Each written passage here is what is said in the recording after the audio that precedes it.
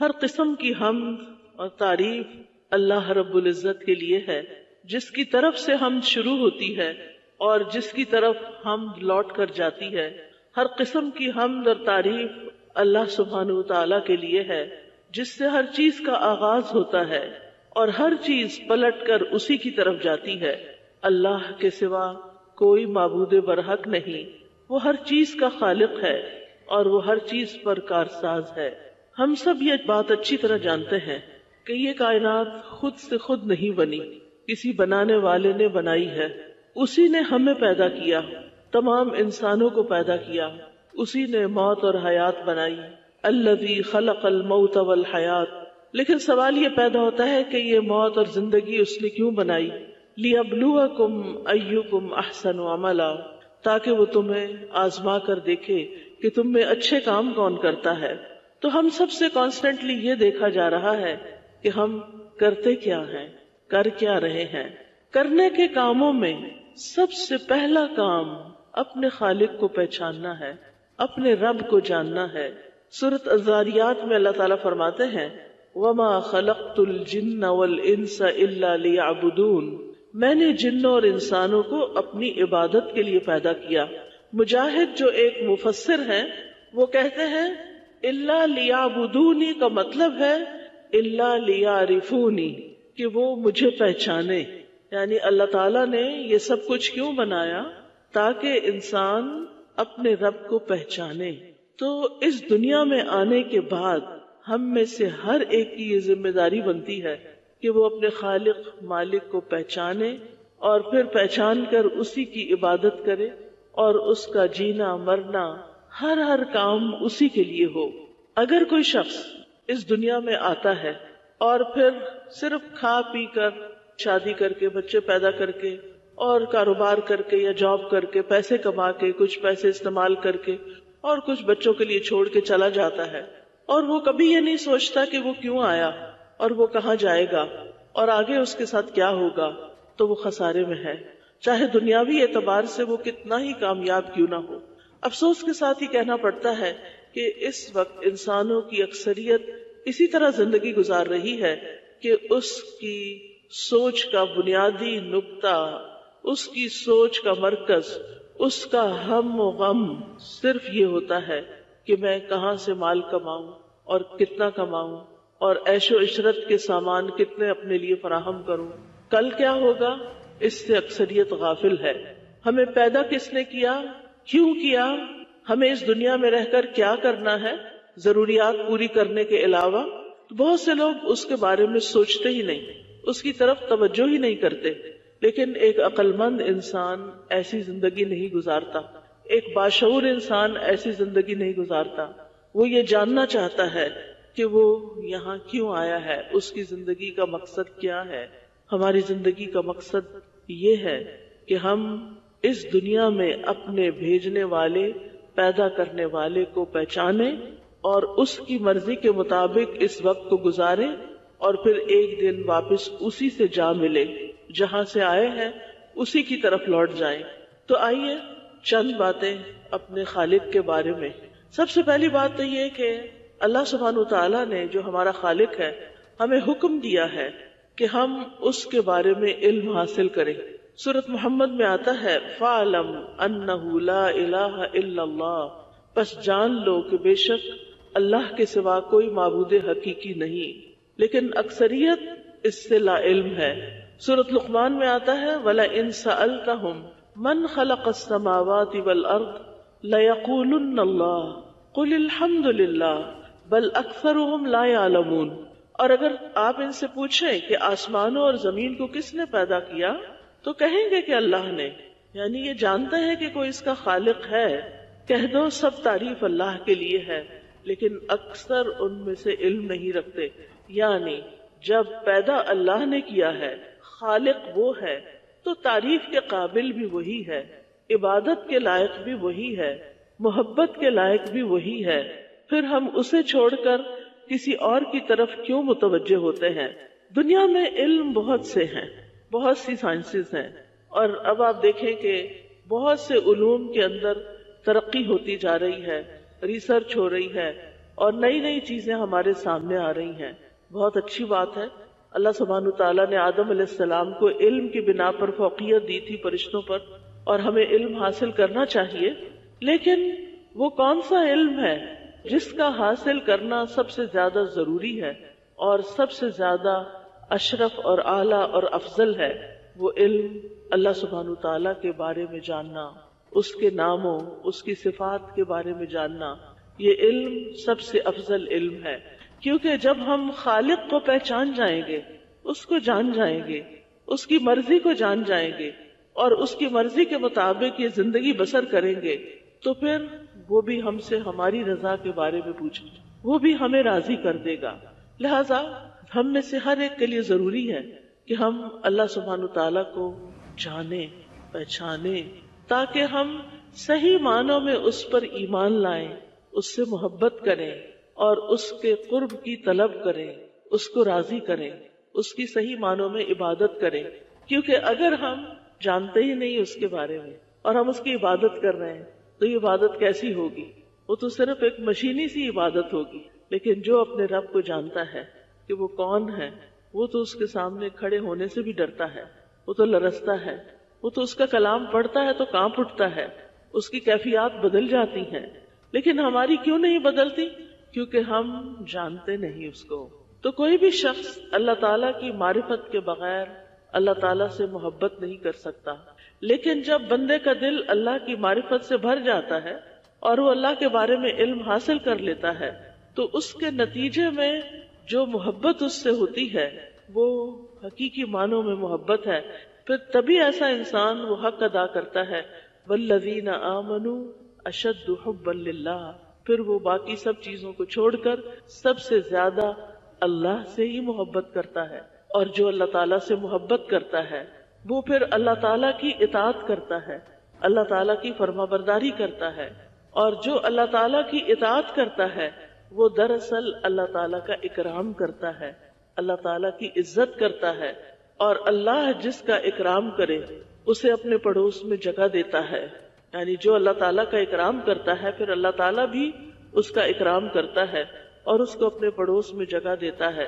اور جسے اللہ تعالیٰ اپنے پاس جگہ دے دے تو ایسے شخص کے لیے خوشخبری ہی خوشخبری ہے. جیسے کہ حضرت آسیہ رضی اللہ تعالی عنہا نے دعا کی تھی، رب ابن لی عندک بیتا فی الجنہ، اے میرے رب میرے لیے اپنے پاس جنت میں گھر بنا دے. یعنی انہوں نے صرف جنت نہیں مانگی تھی بلکہ عندک بیتا فی الجنہ، تیرے پاس، یعنی تیرا قرب چاہیے. کیونکہ جو حقیقی معنوں میں اللہ سبحانہ تعالیٰ سے محبت کرتا ہے پھر وہ چاہتا ہے کہ وہ اللہ تعالیٰ کے قریب ہو جائے. پھر وہ ایسے کام ڈھونڈتا ہے جس سے اس کو اللہ تعالیٰ کا قرب حاصل ہو. اسے ان کاموں سے دلچسپی ہوتی ہے جس سے اللہ تعالیٰ کی قربت نصیب ہو، کیونکہ اس کو اسی میں لذت نصیب ہوتی ہے، اس کی خوشی بھی اسی میں ہوتی ہے، اس کی راحت اور آنکھوں کی ٹھنڈک بھی اسی میں ہے. کیونکہ وہ جانتا ہے کہ وہ کس ہستی کا بندہ ہے، کس کا غلام ہے، کس کا مطیع ہے. اگر ہم اپنے اس ذمہ داری سے غفلت بھی برتیں تو یہ پھر چند دن کی بات ہے.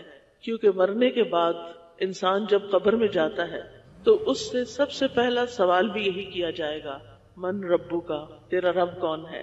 یعنی اس زندگی میں ہمارا فرض بنتا ہے کہ ہم اس کو پہچانیں، لیکن اگر ہم نہیں پہچانتے تو بھی سوال تو اپنی جگہ ہے، وہ تو ہوگا ہی. برائے ابن عازب کہتے ہیں رسول اللہ صلی اللہ علیہ وسلم نے فرمایا، میت کو دفنانے کے بعد جب لوگ واپس جاتے ہیں تو میت ان کے قدموں کی آہٹ سنتی ہے. اس کے پاس دو فرشتے آتے ہیں، وہ اسے بٹھاتے ہیں اور اسے کہتے ہیں من ربو کا، تیرا رب کون ہے؟ تو وہ کہتا ہے ربی اللہ، میرا رب اللہ ہے. پھر وہ پوچھتے ہیں ما دینو کا، تمہارا دین کیا ہے؟ وہ کہتا ہے دینی الاسلام، میرا دین اسلام ہے. پھر وہ پوچھتا ہے ما ھذا الرجل الذی بعث فیکم، یہ آدمی کون ہے جو تم میں مبعوث کیا گیا؟ وہ کہتا ہے ہوا رسول اللہ صلی اللہ علیہ وسلم. پھر وہ کہتے ہیں وما یدریک، تجھے یہ علم کیسے ہوا، تجھے کیسے یہ سب کچھ پتا چلا؟ وہ کہتا ہے قرأت کتاب اللہ، میں نے اللہ کی کتاب پڑھی، میں نے اللہ کی کتاب پڑھی، فآمنت بہ وصدقت، اور میں اس پر ایمان لایا اور میں نے اس کی تصدیق کی. تو جو شخص اللہ کی کتاب پڑھتا ہے، اس پر ایمان لاتا ہے، تو وہ جانتا ہے کہ اس کتاب پر ایمان لانے کا تقاضا یہ ہے کہ ہم اپنے رب کو جانیں، اپنے دین کو جانیں، اپنی آخرت کو جانیں، اپنے انجام کو جانیں، اپنے نبی کو جانیں، ان کی سیرت کو جانیں، ان کے مطابق اس زندگی کو بسر کریں، کیونکہ دنیا کے کامیاب ترین انسان تھے. لیکن ساتھ ہی یہ بات افسوس سے کہنی پڑتی ہے کہ کافر کے ساتھ ساتھ منافق بھی، جو اوپر سے بس اسلام کا اظہار کرتا ہے، اس سے بھی جب پوچھا جائے گا کہ تمہارا رب کون ہے تو وہ جواب نہیں دے سکے گا. منافق جواب نہیں دے سکے گا. وہ کہے گا ہاں لا ادری، مجھے علم نہیں ہے، میں نہیں جانتا کہ رب کون ہے. ہم سب کو بھی اپنے بارے میں اپنے اندر جھانک کے دیکھنا چاہیے، اپنے دل سے پوچھنا چاہیے کہ مجھے رب کی کتنی پہچان ہے، میں اس کی عظمت کو، اس کی قدرت کو، اس کے علم کو کتنا جانتی ہوں. ہمارا رب وہ ہے جو سارے جہانوں کا رب ہے. وہ صرف ہمارا رب نہیں بلکہ ساری مخلوقات کا رب ہے. اللہ تعالیٰ فرماتے ہیں ان ربکم اللہ الذی خلق السماوات والارض فی 6 ایام ثم استوى علی العرش یغشی اللیل النہار یطلبہ حثیثا والشمس والقمر والنجوم مسخرات بأمرہ الا لہ الخلق والامر تبارک اللہ رب العالمین. بے شک تمہارا رب اللہ ہے جس نے آسمانوں اور زمین کو 6 دن میں پیدا کیا، پھر وہ عرش پر بلند ہوا، رات کو دن پر اڑا دیتا ہے، جو تیز چلتا ہوا اس کے پیچھے چلا آتا ہے، اور سورج اور چاند اور ستارے بھی اسی نے پیدا کیے، یہ سب اس کے حکم کے تابع ہیں. سن لو، پیدا کرنا اور حکم دینا اسی کا کام ہے. الا لہ الخلق والامر، پیدا بھی اسی نے کیا، امر یعنی حکم بھی اسی کا چل رہا ہے. تمام جہانوں میں ہر چیز میں بہت برکت والا ہے اللہ، جو سارے جہانوں کا رب ہے. گویا خالق بھی وہی ہے، مالک بھی وہی ہے، حاکم بھی وہی ہے، حکم بھی اسی کا چل رہا ہے، اور ہر چیز اسی کے آگے مطیع ہے، فرما بردار ہے. وہ اس کی پیروی میں، اس کی اطاعت میں لگی ہوئی ہے. پھر ہمارا رب صرف خالق ہی نہیں بلکہ وہ رازق بھی ہے. اس نے ہمیں پیدا کر کے یوں ہی چھوڑ نہیں دیا بلکہ ہمارے رزق کے سامان کیے. سورۃ غافر میں اللہ تعالیٰ فرماتے ہیں اللہ الذی جعل لکم الارض قرارا والسماء بناء وصورکم فاحسن صورکم ورزقکم من الطیبات ذالکم اللہ ربکم فتبارک اللہ رب العالمین. اللہ وہ ہے جس نے تمہارے لیے زمین کو رہنے کی جگہ بنایا اور آسمان کو چھت بنایا اور تمہاری صورت بنائی تو تمہاری صورتیں اچھی بنائی اور تمہیں پاکیزہ چیزوں سے رزق دیا. یہ ہے اللہ تمہارا رب، بہت برکت والا ہے اللہ جو تمام جہانوں کا رب ہے. وہی زندہ ہے، اس کے سوا کوئی معبود نہیں، سو اسی کو پکارو اس حال میں کہ اسی کے لیے دین کو خالص کرنے والے ہو. سب تعریف اللہ کے لیے ہے جو تمام جہانوں کا رب ہے. تو گویا آسمان و زمین کو اس نے بنایا، ہماری صورتیں، ہماری شکلیں بھی اس نے بنائی اور بہت اچھی بنائی، اور پھر پاکیزہ چیزوں میں سے رزق دیا، کھانے پینے کو دیا. تو یہ ہے اللہ ہمارا رب. پھر آپ دیکھیں کہ نہ صرف یہ کہ وہ ہماری زندگی کا مالک ہے بلکہ ہماری موت کا بھی مالک ہے. پیدا کیا، رزق دیا، اس دنیا میں رہنے کے لیے زندگی دی، اور پھر موت بھی اسی کے ہاتھ میں ہے. رب السماوات والارض وما بینہما ان کنتم موقنین. آسمانوں اور زمین اور ان چیزوں کا رب جو ان دونوں کے درمیان ہے، اگر تم یقین کرنے والے ہو. اس کے سوا کوئی معبود نہیں. وہ زندگی بخشتا ہے اور موت دیتا ہے. وہ تمہارا رب ہے اور تمہارے پہلے باپ دادا کا بھی رب، یعنی وہ تمام انسانوں کا رب ہے. پھر یہ کہ سارے خزانوں کا مالک بھی وہی ہے. ہمارے پاس جو کچھ ہے، انسانوں کے پاس جو کچھ ہے، وہ بہت محدود ہے. اللہ تعالیٰ فرماتے ہیں وَلِلَّهِ خَزَائِنُ السَّمَاوَاتِ وَالْأَرْضِ، اور آسمانوں اور زمین کے خزانے اللہ ہی کے ہیں. جب خزانے اس کے ہیں تو پھر مانگنا کس سے چاہیے؟ یعنی جب ہم اللہ تعالیٰ کو پہچان جاتے ہیں تو پھر ہمارا تعلق بھی اس سے درست ہوتا ہے. جب ہم یہ سمجھتے ہیں کہ انسان ہمارے مالک ہیں یا انسانوں کے پاس ہماری روزی ہے تو پھر ہم انسانوں سے توقعات لگا بیٹھتے ہیں، انسانوں کی طرف جھکتے ہیں، انسانوں کے پیچھے پیچھے جاتے ہیں. لیکن جب ہمیں یہ معلوم ہوتا ہے کہ اصل خزانوں کا مالک تو اللہ ہے، سب کچھ تو کرنا اسی نے ہے، سب کچھ تو اسی کے ہاتھ میں ہے، تو پھر کیا ہوتا ہے؟ انسان اپنی ساری توقعات اللہ ہی سے لگا بیٹھتا ہے. پھر اس کی دعا میں بھی بہت قوت آ جاتی ہے کہ جس کے پاس سارے خزانے ہیں اور وہ دینے پر قادر بھی ہے، میں کیوں نہ اس کی طرف رجوع کروں. اللہ تعالیٰ فرماتے ہیں وَإِن مِّن شَيْءٍ إِلَّا عِندَنَا خَزَائِنُهُ، کوئی چیز ایسی نہیں مگر اس کے خزانے ہمارے پاس ہیں. یعنی آپ مانگے تو صحیح، آپ مانگنے والے تو ہوں، لینے والے تو ہوں، وہ دینے والا ہے. ہمارے مانگنے میں کمی ہوتی ہے، اس کو دینے میں کوئی مشکل نہیں. وہ تو صرف کن کہتا ہے. اس نے 4 چیزیں اپنے ہاتھ سے بنائی ہیں، باقی سب کچھ کن کہہ کے بنایا ہے. وہ 4 چیزیں کون سی ہیں؟ ایک عرش ہے، آدم علیہ السلام ہے، قلم ہے اور جنت عدن ہے. یہ تمام چیزیں بڑی ہی معزز ہیں. عرش جو ساری مخلوقات کی چھت ہے، دوسرے نمبر پر آدم علیہ السلام جو تمام انسانوں کے باپ ہیں، تیسرے نمبر پر قلم جو علم کا منبع ہے، علم اسی سے سیکھا جاتا ہے، الذی علم بالقلم، اور پھر جنت عدن، یعنی وہ رب جو عرش کا مالک ہے، اسی نے آدم علیہ السلام کو پیدا کیا، اسی نے انسان کو لکھنا پڑھنا سکھایا، اور پھر جو لکھتا پڑھتا ہے، علم حاصل کرتا ہے، اپنے رب کو پہچانتا ہے، اس کے لیے آخر میں جنت کے باغات ہیں، جنت عدن ہے.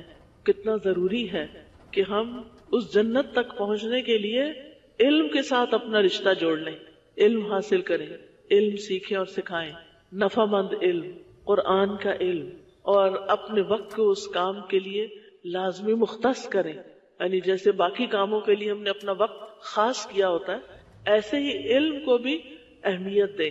یعنی اللہ سبحانہ تعالیٰ قلم کو بھی کن سے پیدا کر سکتا تھا، لیکن قلم کو جو کہ علم کا سورس ہے اپنے ہاتھ سے کیوں بنایا؟ تاکہ لوگوں کے اندر اس کی اہمیت اجاگر ہو کہ واقعی یہ ایک اہم چیز ہے اور قلم کا استعمال بہت اہم ہے. تو اس لیے بہت ضروری ہے کہ ہم اپنے رب کی طرف رجوع کریں، اپنے رب کے بارے میں جانیں، اپنے رب کے بارے میں علم حاصل کریں. پھر یہ کہ ہمارا رب سارے خزانوں کا مالک ہے، لہذا دینے والا بھی وہی ہے اور ہماری تمام ضروریات کا مالک بھی وہی ہے. ابراہیم علیہ السلام نے رب کی تعریف جو کی تھی سورۃ الشعراء میں، انہوں نے کہا کہ جن بتوں کو تم پوج رہے ہو، تم اور تمہارے باپ دادا، میرے تو وہ دشمن ہیں، الا رب العالمین، سوائے رب العالمین کے، الذی خلقنی فہو یہدین، وہ جس نے مجھے پیدا کیا پھر وہی مجھے ہدایت دیتا ہے، والذی هو یطعمنی ویسقین، وہ جو مجھے کھلاتا ہے اور پلاتا ہے، وَإِذَا مَرِضْتُ فَهُوَ يَشْفِينِ، اور جب میں بیمار ہوتا ہوں تو وہی مجھے شفا دیتا ہے، وَالَّذِي يُمِيتُنِي ثُمَّ يُحْيِينِ، وہی مجھے موت دیتا ہے اور پھر وہی مجھے دوبارہ اٹھائے گا، وَالَّذِي أَطْمَعُ أَن يَغْفِرَ لِي خَطِيئَتِي يَوْمَ الدِّينِ، وہ جس سے میں امید رکھتا ہوں کہ وہ جزا کے دن میری خطائیں معاف کر دے گا، بخش دے گا. یہ ہے ابراہیم علیہ السلام کا تعلق اپنے رب کے ساتھ. انہوں نے پہچان لیا تھا کہ رب کون ہے. آج ہم سے کوئی پوچھے، ہمارے بچوں سے کوئی پوچھے کہ تمہارا رب کون ہے، تو کیا وہ اتنے جامع الفاظ میں یہ تعریف رب کی بتا سکتے ہیں؟ کیا ہم سب جانتے ہیں؟ کیا سب ہم اس کو مانتے ہیں؟ کیا ہم اس کو سامنے رکھ کر اپنی زندگی بسر کرتے ہیں؟ انہوں نے کہا تھا الذی خلقنی فہو یہدینی، کہ اس نے مجھے پیدا کیا وہی مجھے ہدایت دیتا ہے. لہذا جب ہدایت وہ دیتا ہے تو پھر ہمیں ہدایت بھی اسی سے مانگنی چاہیے، ہدایت بھی اسی سے مانگنی چاہیے ہر معاملے میں، صرف دین کے معاملے میں نہیں، دنیا کے معاملے میں بھی ہدایت اسی سے. والذی هو یطعمنی ویسقینی، وہ مجھے کھلاتا اور پلاتا ہے. لہذا کھانا اور رزق کس سے مانگنا چاہیے؟ اسی سے مانگنا چاہیے، کیونکہ اصل سورس وہی ہے. بیمار ہو جائے تو شفا کی دعا کس سے کرنی چاہیے؟ اللہ ہی سے. یعنی سب سے پہلے اللہ ہی کی طرف دھیان جائے. روزمرہ میں ہم اپنے آپ کا جائزہ لے کر دیکھیں، کیا ہم ایسے کرتے ہیں کہ جب ہمیں بھوک لگتی ہے تو ہم دل ہی دل میں اللہ سے باتیں کریں کہ یا اللہ تو مجھے کھلا اور پلا. بیمار ہو جائیں تو ہم دعا کریں یا اللہ تو مجھے شفا دے دے، کیونکہ بیدک الشفا، شفا تیرے ہاتھ میں ہے. اور اسی کے بارے میں سوچیں کہ اسی نے مجھے یہ زندگی دی ہے، اور وہی موت دینے والا ہے، اور اسی سے مجھے امید ہے کہ وہ مجھے معاف کر دے گا. یعنی اللہ سبحانہ و تعالیٰ سے ایک قریبی، مضبوط اور ون آن ون بیس پر تعلق ہونا چاہیے، اور پھر اسی سے دعائیں کرنی چاہیے جیسے ابراہیم علیہ السلام نے کی، رب ہب لی حکما والحقنی بالصالحین، اے میرے رب مجھے حکم عطا کر اور مجھے نیک لوگوں کے ساتھ ملا، وجعل لی لسان صدق فی الاخرین، اور پیچھے آنے والوں کے لیے میرے لیے سچی ناموری رکھ دے، وجعلنی من ورثۃ جنت النعیم، اور مجھے نعمتوں بھری جنت کے وارثوں میں سے بنا دے. یعنی میرا الٹیمیٹ گول یہ ہے کہ میں جنت تک پہنچوں. ہم سب کا بھی الٹیمیٹ گول یہی ہونا چاہیے کہ ہم جہنم کی آگ سے بچ جائیں اور جنت تک پہنچ جائیں. یہ ہم سب کی سب سے بڑی کامیابی ہے. فمن زحزح عن النار وادخل الجنۃ فقد فاز، جو آگ سے بچا لیا گیا، جنت میں داخل کر دیا گیا، وہی دراصل کامیاب ہوا. یہ ہے کامیابی. کامیابی کسی بڑی ڈگری کے حاصل کر لینے کا نام نہیں. ہاں وہ بھی کامیابی ہے مگر وقتی طور پر ہے. کامیابی خوبصورت لڑکی سے شادی ہو جانے کا نام نہیں. کامیابی کسی بہت بڑے بزنس کا اونر ہونے کا نام نہیں. کامیابی اس کی کامیابی ہے جس کی آخرت میں بخشش ہو جائے. کامیابی اس کی کامیابی ہے جو جنت الفردوس کا وارث بن جائے، جس میں وہ ہر روز اپنے رب کا دیدار کرے. جنت ان لوگوں کے لیے ہے نا جو رب سے محبت کرتے ہیں، تو وہ رب کو دیکھنے، رب کی ملاقات اور رب کے دیدار سے آنکھیں ٹھنڈی کرنے کی جگہ ہے. کچھ لوگ جنت میں ہر روز اپنے رب کو دیکھیں گے اور یہ ان کے لیے خوشی کا سب سے بڑا مقام ہوگا. یہ کون لوگ ہوں گے؟ یہ وہی لوگ ہوں گے جو آج اپنے رب کے حضور مصلی پہ کھڑے ہوتے ہیں، تو وہ وقت ان کے لیے دن بھر میں سب سے بہترین وقت ہوتا ہے، سب سے زیادہ خوشی کا وقت ہوتا ہے کہ وہ اپنے رب کی عبادت کر رہے ہیں، اپنے رب سے ملاقات کر رہے ہیں. پھر یہ بات اچھی طرح جان لینی چاہیے کہ رب کے ساتھ کسی کو شریک نہیں کرنا. کوئی بھی رب جیسا نہیں. لیس کمثلہ شیء، کوئی چیز اس کی مانند نہیں. پھر یہ کہ نہ اس کی کوئی اولاد ہے اور نہ وہ کسی کی اولاد ہے، اور اس کی بادشاہت میں بھی کوئی شریک نہیں. اور پھر زندگی بھر اسی توحید پر قائم رہ کر اسی پر خاتمہ ہونا چاہیے. پھر رب کے بارے میں یہ بھی جاننے کی ضرورت ہے کہ رب اپنی ذات کے اعتبار سے سب سے بلند ہے. فتعال اللہ الملک الحق لا الہ الا ہو رب العرش الکریم. بس بہت بلند ہے اللہ جو سچا بادشاہ ہے، اس کے سوا کوئی معبود نہیں. عزت والے عرش کا رب ہے، عرش پر مستوی ہے، مخلوق کی تخلیق سے پہلے ہی عرش پر مستوی ہے. یعنی اگر کوئی پوچھے نا کہ رب کہاں ہے، رب اپنے عرش پر ہے. یہ جو ہم کہتے ہیں نا ہر پتے میں ہے، ہمارے دل میں ہے، ادھر ہے ادھر ہے، یہ رب کی عزت اور اکرام نہیں. رب کی عزت اور اکرام کس چیز میں ہے کہ رب اپنے عرش پر ہے. اور عرش کی عظمت کا آپ کو معلوم ہوگا، ابو ذر رضی اللہ عنہ سے روایت ہے کہ نبی صلی اللہ علیہ وسلم نے فرمایا، اے ابو ذر، کرسی کے مقابلے میں 7 آسمان ایسے ہیں جیسے بیابان زمین میں کوئی چھلا چھوٹی سی مندری پڑی ہوئی ہو. پھر کرسی کے مقابلے میں عرش کا حجم ایسے ہے جیسے اس چھلے کے مقابلے میں بیابان کا وجود ہے. یعنی اتنا بڑا ہے عرش. ابن عباس کہتے ہیں کہ کرسی پاؤں کی جگہ ہے اور عرش کی اصل مقدار کوئی نہیں جانتا کہ وہ کتنا بڑا ہے. ہاں اللہ سبحانہ تعالیٰ عرش پر تو ہے، لیکن اس کے باوجود وہ ہمارے بہت قریب بھی ہے، شہرک سے قریب ہے. وَنَحْنُ أَقْرَبُ إِلَيْهِ مِنْ حَبْلِ الْوَرِيدِ، اور ہم اس کے گلے کی رگ سے بھی زیادہ اس کے قریب ہیں. ہمیں اس کا قرب محسوس ہوتا ہے. جب ہم اسے پکارتے ہیں تو وہ ہماری پکار سنتا ہے. وہ ہمارے بارے میں ہر چیز جانتا ہے، صرف ہمارے ظاہری کو نہیں، ہمارے باطن کو، ہمارے اندر کو، ہمارے دل کے اندر سے اٹھنے والے خیالات کو. ہمارے اعمال میں سے کچھ بھی اس سے مخفی نہیں. وہ عرش پر ہونے کے باوجود بندوں کی دعائیں سنتا ہے. یعنی عرش کتنا دور ہے لیکن وہ اپنے علم کے اعتبار سے ہمارے قریب ہے.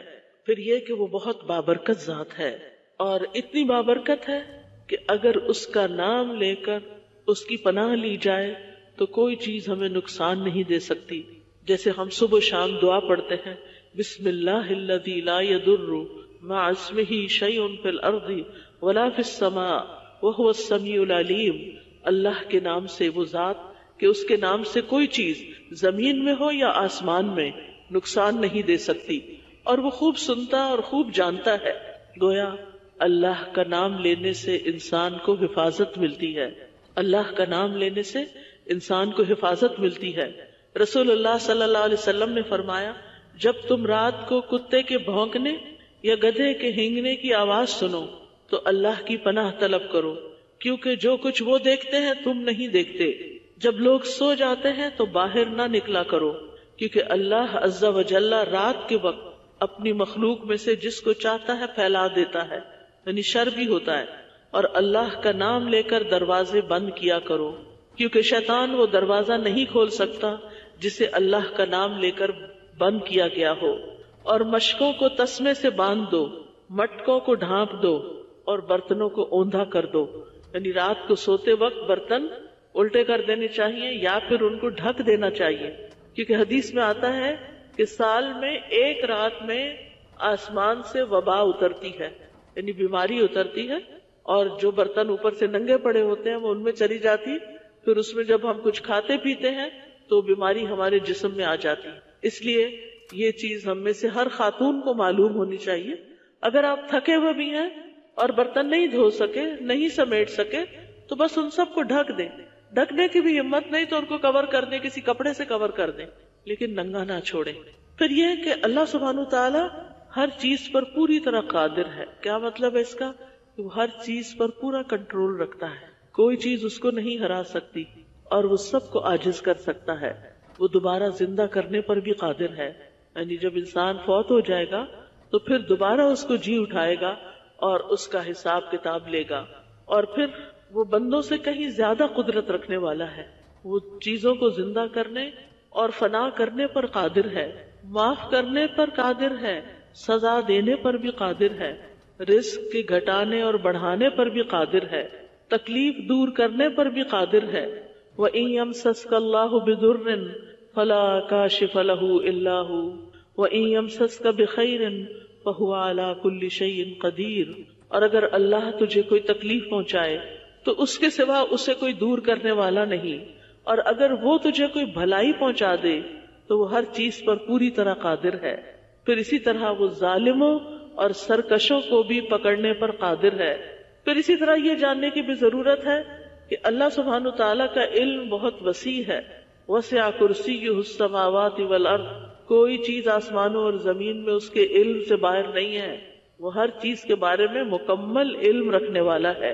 وَأَنَّ اللَّهَ قَدْ أَحَاطَ بِكُلِّ شَيْءٍ عِلْمًا، آسمان اور زمین کے اندر ایک ایک ذرے سے واقف ہے۔ آپ دیکھیں کہ کتنے ستارے ہیں، کتنے سیارے ہیں، کتنے انسان ہیں، کتنی مخلوقات ہیں، کتنے ان کے رنگ ہیں اور کتنے ان کے نام ہیں۔ ان میں سے ایک ایک سے پوری طرح واقف ہے کہ وہ کہاں پیدا ہوا اور کہاں فوت ہوگا اور کہاں کہاں جائے گا اور کیا کیا سوچتا ہے، کیا اس نے اچھا کیا، کیا اس نے برا کیا۔ اس کا علم ہر چیز کو گھیرے ہوئے ہے۔ فرمایا سورۃ الحج میں، أَلَمْ تَعْلَمْ أَنَّ اللَّهَ يَعْلَمُ مَا فِي السَّمَاءِ وَالْأَرْضِ إِنَّ ذَلِكَ فِي كِتَابٍ إِنَّ ذَلِكَ عَلَى اللَّهِ يَسِيرٌ، کیا تو نے جانا نہیں کہ بے شک اللہ جانتا ہے جو کچھ آسمان اور زمین میں ہے، بے شک یہ کتاب میں درج ہے، بے شک یہ اللہ پر بہت آسان ہے۔ اب دیکھیں کہ یہ انسان کی ایک طلب ہے کہ وہ کسی ایسی ہستی کو جانے جو سب کچھ کر سکتی، جس سے وہ ٹوٹ کے محبت کر سکتا، جو اس کی قدر کرنے والی، جو اس کی ساری ضروریات پوری کرنے والی، جو اس کی تنہائیوں کی ساتھی، اور یہ ساری صفات صرف اللہ ہی کے اندر ہے، مخلوق میں سے کوئی ایسا نہیں ہو سکتا۔ تو بہرحال ہم اس ہستی کو مانتے ہیں، اس پر ایمان رکھتے ہیں کہ جس کے علم نے ہر چیز کو گھیرا ہوا ہے، وہ جانتا ہے جو کچھ آسمان سے اترتا ہے زمین میں داخل ہوتا ہے، اور وہ جانتا ہے جو کچھ زمین سے نکلتا ہے اور جو آسمان کی طرف چڑھتا ہے۔ کوئی پتا نہیں گرتا مگر وہ جانتا ہے کہ وہ کہاں گرا۔ خزاں آتی ہے، پتے گرنے لگتے ہیں۔ آپ کے گھر میں بھی اگر کوئی درخت ہو تو ہر روز کچھ نہ کچھ پتے جھڑ جاتے ہیں، اور پت جڑ میں تو بہت ہی جھڑ جاتے ہیں۔ وہ ان میں سے ایک ایک پتے کے بارے میں جانتا ہے کہ وہ کب جھڑا، کب گرا، کہاں گرا۔ وہ جانتا ہے سمندر میں کیا ہے، ہم نہیں جانتے۔ وہ جانتا ہے خشکی پر کیا ہے، وہ جانتا ہے اس پلانٹ پہ کیا ہے، وہ جانتا ہے باقی ستاروں اور سیاروں پہ کیا ہے۔ ابھی تک تو انسان اسی سیارے کے اندر گھوم رہا ہے، باقی سیاروں تک اگر پہنچے بھی تو زیادہ سے زیادہ کتنے سیاروں تک پہنچ جائے گا، اور باقی سب کو کس نے جانا، کس نے دیکھا؟ اللہ سبحانہ تعالیٰ نے۔ پھر ظاہری اور پوشیدہ باتوں کو جاننے والا ہے، آنکھوں کی خیانت کو جاننے والا ہے، یعنی جب ہماری نگاہیں کوئی حرام چیز دیکھتی ہیں تو ہمیں دیکھ رہا ہوتا ہے، سرگوشیوں کو جانتا ہے، چپکے چپکے ہم کسی سے بات کرتے ہیں، بعض اوقات ہمارے پاس بیٹھے بندے کو نہیں پتا چلتا لیکن اللہ کو پتا ہوتا ہے۔ وسیع رحمت والا ہے، وَرَحْمَتِي وَسِعَتْ كُلَّ شَيْءٍ، اللہ کی 100 رحمتیں ہیں جن میں سے صرف ایک اس نے دنیا میں اتاری ہے اور باقی سب آخرت کے لیے ہیں۔ وہ ارحم الراحمین ہے، ماؤں سے بھی کئی گنا زیادہ رحم کرنے والا ہے، اور جو نیک کام کرنے والے ہوں، محسنین ہوں، ان کے لیے اللہ کی رحمت بہت وسیع ہے، اتنا رحیم ہے۔ حدیث میں آتا ہے رسول اللہ صلی اللہ علیہ وسلم نے فرمایا تمہارا رب تبارک و تعالی بڑا رحیم ہے، اگر کوئی شخص کسی ایک نیکی کا ارادہ کرتا ہے، یعنی کوئی ایک نیکی کا کام کرنا چاہتا ہے اور پھر کر نہیں پاتا، کوئی رکاوٹ آ جاتی ہے، کوئی مجبوری آ جاتی ہے، تو اس کے لیے ایک نیکی کا ثواب لکھ دیا جاتا ہے۔ اگر وہ اسے کر گزرتا ہے تو 10 نیکیوں کا ثواب لکھ دیا جاتا ہے، 700 تک، بلکہ اس سے بھی زیادہ۔ اور اگر کوئی شخص گناہ کا ارادہ کرتا ہے اور پھر اس کو نہیں کرتا تو بھی اس کے لیے ایک نیکی لکھ دی جاتی، اور اگر وہ کر لیتا ہے تو گناہ کا صرف ایک بدلہ لکھا جاتا ہے، 10 گنا نہیں۔ پھر یہ کہ اس کی رحمت اس کے غضب پر غالب ہے، اس نے اپنے اوپر رحمت لکھ رکھی ہے۔ نبی صلی اللہ علیہ وسلم نے فرمایا تمہارے رب نے مخلوق کو پیدا کرنے سے پہلے اپنے متعلق اپنے ہاتھ سے لکھا کہ میری رحمت میرے غضب پر سبقت لے گئی۔ لیکن ہم عام طور پر اللہ سبحانہ تعالیٰ کو خود بھی جس طرح امیجن کرتے ہیں یا پورٹری کرتے ہیں بچوں کے سامنے، اس میں اس کے غضب کو زیادہ نمایاں کرتے ہیں، حالانکہ اس کی رحمت اس کے غضب سے زیادہ ہے۔ وہ گناہوں سے درگزر کرتا ہے، ہم دن رات غلطیاں کرتے ہیں، اس کے باوجود ہمیں رزق دیتا ہے، ہمارے گناہوں کو بخش دیتا ہے۔ وَإِنَّ رَبَّكَ لَذُو مَغْفِرَةٍ لِلنَّاسِ، پھر اللہ تعالیٰ اپنے بندوں سے محبت کرتا ہے۔ وَهُوَ الْغَفُورُ الْوَدُودُ ذُو الْعَرْشِ الْمَجِيدُ فَعَّالٌ لِمَا يُرِيدُ، وہی ہے جو بے حد بخشنے والا، نہایت محبت کرنے والا ہے، عرش کا مالک ہے، بڑی شان والا ہے۔ اور اللہ تعالیٰ جس بندے سے محبت کرتا ہے اسے سارے آسمان و زمین والوں کا محبوب بنا دیتا ہے۔ اسی طرح محبت کے علاوہ اللہ تعالیٰ ناراض بھی ہوتے ہیں، لہذا ہمیں اس کی ناراضگی سے بچنے کی کوشش کرنی چاہیے، اس کو ناراض کرنے والے کاموں سے یعنی بچنا چاہیے۔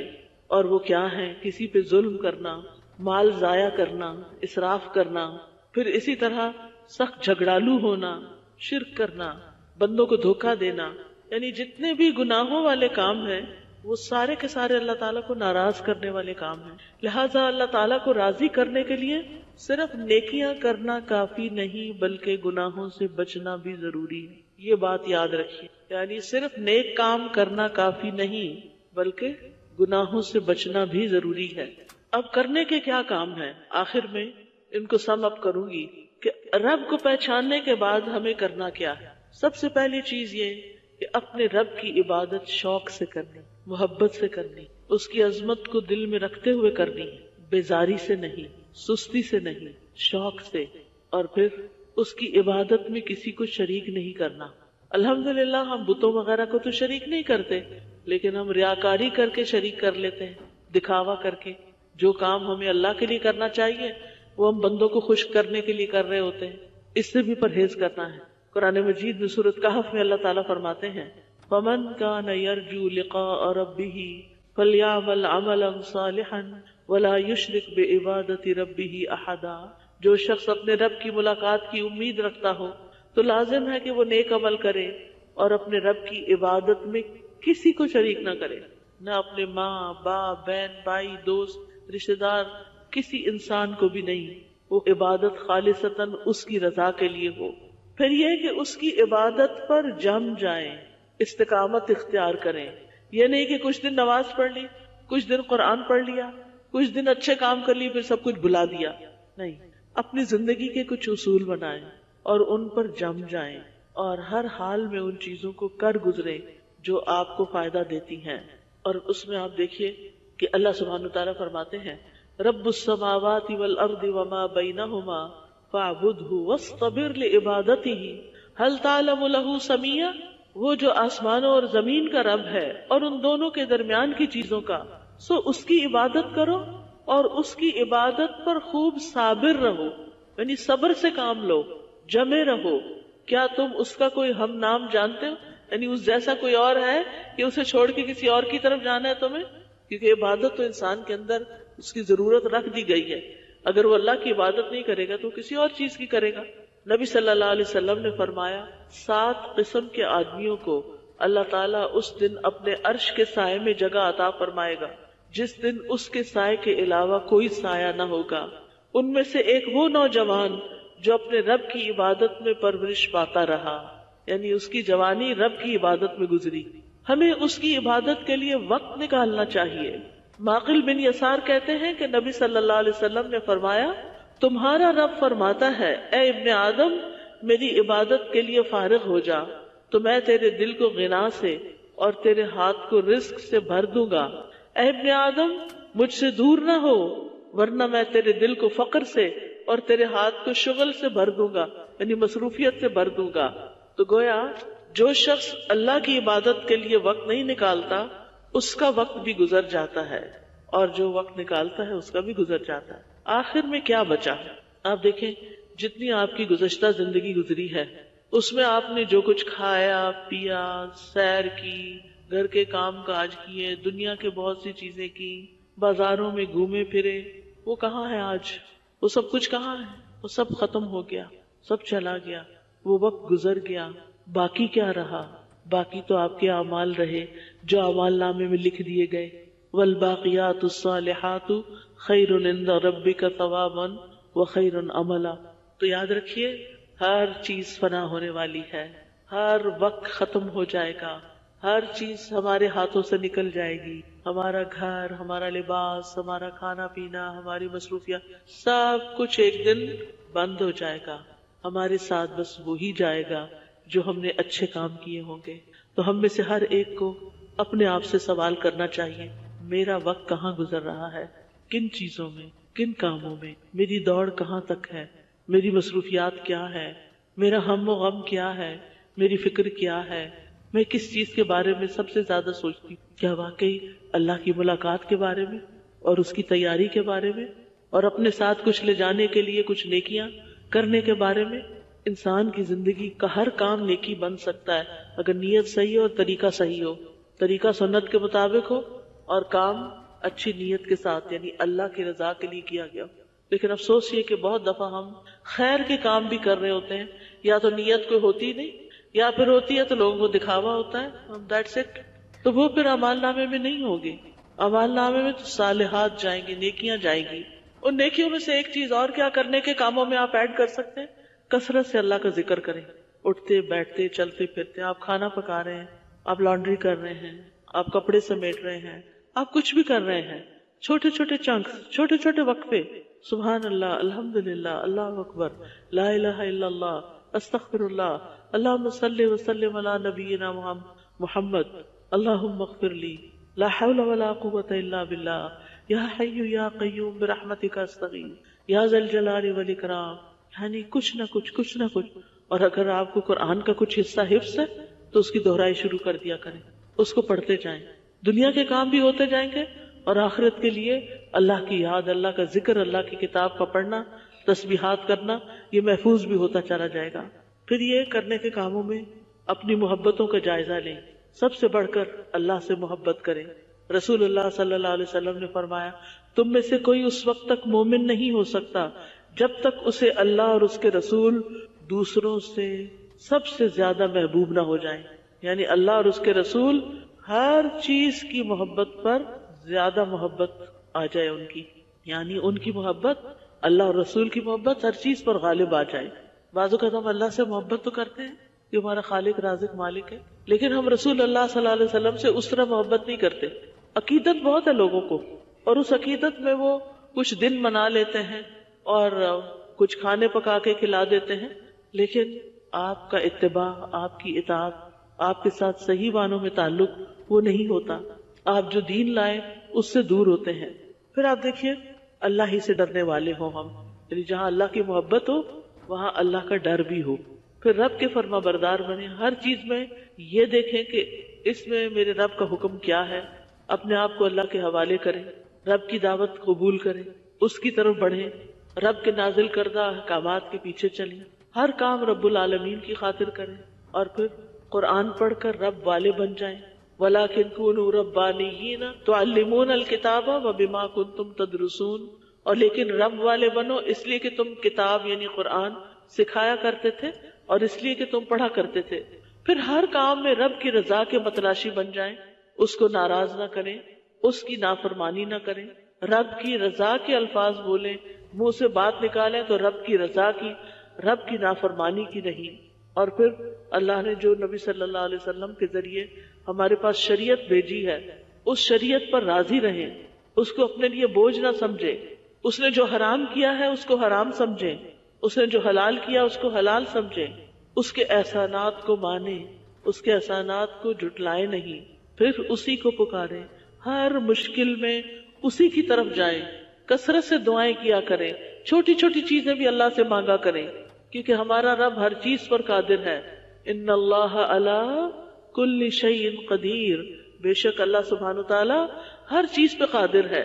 اللہ تعالیٰ فرماتے ہیں ادعوا ربکم تضرعا وخفیہ انہ لا يحب المعتدین، اپنے رب کو گڑ گڑا کر اور خفیہ طور پر پکارو، بے شک وہ حد سے بڑھنے والوں سے محبت نہیں کرتا۔ اور پھر اس سے بخشش مانگنا، اس پہ توکل کرنا۔ ہماری بہت ساری پریشانیاں اور ڈپریشن کس وجہ سے ہوتا ہے کہ ہم سب سمجھتے ہیں کہ سب کچھ جو بہت کچھ کرنے والا ہے میں نہیں کرنا ہے، ہر چیز ہم خود نہیں کر سکتے تو اللہ نے کرنا ہے، اللہ کا اذن ہوگا، راستے آسان ہو جائیں گے آپ کے کاموں کے لیے۔ لہٰذا سب سے زیادہ ضروری بات یہ، کاموں سے بھی زیادہ ضروری بات کہ ہماری نفسیاتی صحت، ہماری اسپرچول ہیلتھ بہت اسٹرانگ ہونی چاہیے تاکہ ہم باقی سارے کام کر سکیں۔ جب انسان بیمار ہوتا ہے نا تو کمزوری غالب آ جاتی ہے، یعنی بعض لوگ اچھے بھلے ہوتے ہیں، ایک بیماری ان کو اسٹرائک کرتی ہے اور ان کا چلنا پھرنا بولنا ہر چیز رہ جاتی ہے۔ تو اسی طرح روحانی بیماریاں، اخلاقی بیماریاں انسان کو بیکار کر کے رکھ دیتی ہیں۔ تو بہت ضروری ہے کہ ہم اپنے کاموں میں اللہ سبحانہ تعالیٰ کی مدد حاصل کریں، اس پہ توکل کریں۔ وَمَن يَتَوَكَّلْ عَلَى اللَّهِ فَهُوَ حَسْبُهُ، توکل کیا ہے؟ اللہ ہے نا، اللہ کرے گا نا، اللہ رستہ نکالے گا، اللہ یہ کام تیرے حوالے، یہ تو نے کرنا ہے۔ اور اللہ تعالیٰ ان اللہ بالغ امرہ قد جعل اللہ لکل شیء قدرا، اور اللہ تو اپنا کام پورا کر کے رہتا ہے، لیکن اللہ نے ہر چیز کا ایک اندازہ مقرر کر رکھا ہے، ہر چیز کا ایک وقت ہے۔ پھر یہ کہ رب سے مایوس نہیں ہونا، رب کے خزانے بہت وسیع ہیں، مایوسی نہیں، رب سے ہی ساری امیدیں وابستہ کر لینی ہیں، رب سے ملاقات کو بھولنا نہیں، اور ساری دعائیں رب ہی سے کرنی ہیں۔ تو آئیے ہم دعا کر لیتے ہیں، اپنے رب کو پہچان کر جان کر اس کی طرف توجہ کر کے، سبحان اللہ والحمد للہ ولا الہ الا اللہ واللہ اکبر ولا حول ولا قوة الا باللہ، لا حول ولا قوة الا باللہ العلی العظیم۔ ربنا آتنا فی الدنیا حسنۃ وفی الآخرۃ حسنۃ وقنا عذاب النار۔ ربنا اننا آمنا فاغفر لنا ذنوبنا وقنا عذاب النار۔ اے ہمارے رب، بے شک ہم ایمان لائے ہیں، لہذا ہمارے گناہ بخش دے اور ہمیں آگ کے عذاب سے بچا لے۔ ربنا ظلمنا انفسنا وان لم تغفر لنا وترحمنا لنکونن من الخاسرین۔ اے ہمارے رب، ہم نے اپنے آپ پر ظلم کیا، اور اگر تو نے ہمیں معاف نہ کیا اور ہم پر رحم نہ فرمایا تو ہم بہت نقصان اٹھانے والوں میں سے ہو جائیں گے۔ ربنا آتنا من لدنک رحمہ وہیئ لنا من امرنا رشدا۔ اے ہمارے رب، ہمیں اپنے پاس سے رحمت عطا کر اور ہمارے لیے ہمارے معاملے میں رہنمائی مہیا فرما۔ رب اغفر وارحم وانت خیر الراحمین۔ اے میرے رب، بخش دے اور رحم فرما، اور تو رحم کرنے والوں میں سب سے زیادہ رحیم و کریم ہے۔ رب ارحمہما کما ربیانی صغیرا، رب ارحمہما کما ربیانی صغیرا۔ ربنا لا تؤاخذنا ان نسینا او اخطانا، ربنا ولا تحمل علینا اصرا كما حملته على الذين من قبلنا ربنا ولا تحملنا ما لا طاقة لنا به واعف عنا واغفر لنا وارحمنا أنت مولانا فانصرنا على القوم الكافرين یا رب العالمین یا ارحم الراحمین، تو ہم سب کو معاف فرما دے، ہمارے دلوں میں اپنی عظمت کا احساس پیدا کر دے، ہمیں اپنی بڑائی پر یقین دے دے۔ یا اللہ ہمارے بچوں اور نسلوں کی حفاظت فرما، یا اللہ انہیں شیطان کے وسوسوں اور شیطان کی چالوں سے محفوظ رکھ۔ یا اللہ ہمارے والدین پر اپنی رحمت نازل فرما۔ اللہ جو بہنیں آئی ہیں ان کے دلوں میں جو دعائیں ہیں، نیک تمنائیں ہیں، اللہ تعالیٰ ان کو پورا فرما۔ یا اللہ یا رب العالمین یا ارحم الراحمین، تو ہم سب کو آگ سے پناہ دینا اور قبر کے عذاب سے پناہ دینا، جنت الفردوس میں داخل فرمانا اور اپنے نیک اور صالح بندوں کے ساتھ اٹھانا۔ یا رب العالمین جنہوں نے اس مجلس کا اہتمام کیا ہے اللہ انہیں اس کی بہترین جزائے خیر عطا فرما۔ یا رب العالمین جو بہنیں اپنے گھروں سے کام کاج چھوڑ کے آئی ہیں اللہ ان کی دعائیں سن لے، ہم سب کی آج بخشش فرما دے، ہم سب سے راضی ہو جا اور ہم سب کو زندگی بھر نیک کام کرتے رہنے کی توفیق عطا فرما۔ ربنا تقبل منا انك انت السميع العليم وتب علينا انك انت التواب الرحيم وصلى الله تعالى على خير خلقه محمد وعلى آله واصحابه اجمعين برحمتك يا ارحم الراحمين۔ سبحانك اللهم وبحمدك اشهد ان لا اله الا انت استغفرك واتوب اليك۔